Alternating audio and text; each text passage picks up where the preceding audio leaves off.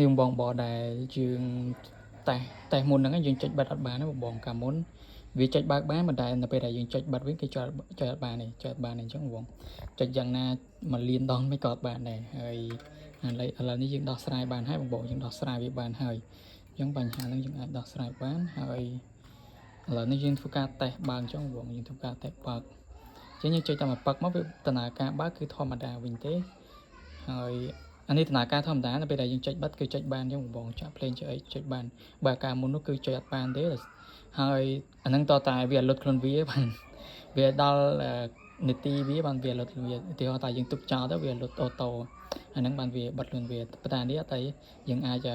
បិទក៏បានបើក៏បានដែរបងអញ្ចឹងបញ្ហានេះយើងអាចដោះស្រាយបានអញ្ចឹងអានេះយើងចុចបិទទៅគឺបិទវិញហើយបងហើយបើយើងចង់ចុចបើកគឺចុចបើកវិញហើយនេះដំណើរការរបៀបថាវាដំណើរការធម្មតាវិញអញ្ចឹងបងវាដំណើរការធម្មតាវិញវាលែងជាបញ្ហាដូចមុនហើយអានេះបតនេះគឺបញ្ហាច្រើនតែម្ដង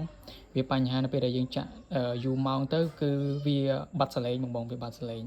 ឥឡូវនេះយើងដោះស្រាយបានទាំងអស់តែម្ដងដំបូងឡើយវាខូចIC សាក់បន្ទាប់មកវាយើងតេស្តទៅវាចុចទៅគឺចុចបើកបានប៉ុន្តែចុចបិទវាអត់បានហើយបន្ទាប់មកទៀតវាខូច